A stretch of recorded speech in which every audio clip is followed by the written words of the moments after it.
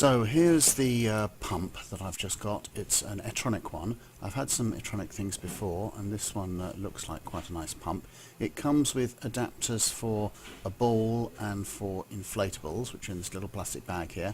There's a bracket on it, so you can screw it onto your bike with the screws that they provide. Most bikes have got a couple of holes to screw one of these brackets on. I'm not sure whether I'm going to screw it onto my frame. I might do.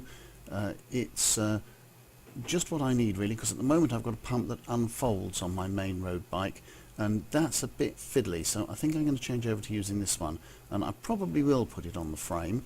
It's got two ports on it, and you switch between the ports simply by putting it on the appropriate valve and then pulling out the clamping lever, and that switches the output to the appropriate valve.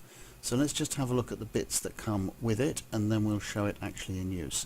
So here are the bits that come with it. There's a plastic bag with screws in and a plastic bag with adapters for your inflatable and your ball in.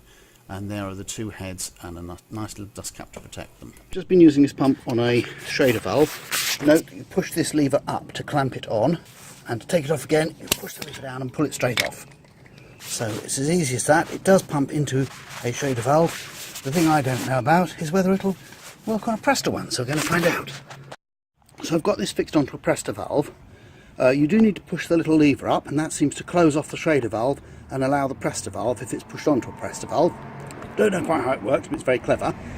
One thing you do need to bear in mind with Presta valves is sometimes you need to push in on the end of the valve to release it before you start pumping, because they do seal themselves up quite tightly, and that's what happened with this one. And it wasn't pumping at all to start with, but when I pushed in on the end of the valve and then put the pump back on, it was fine.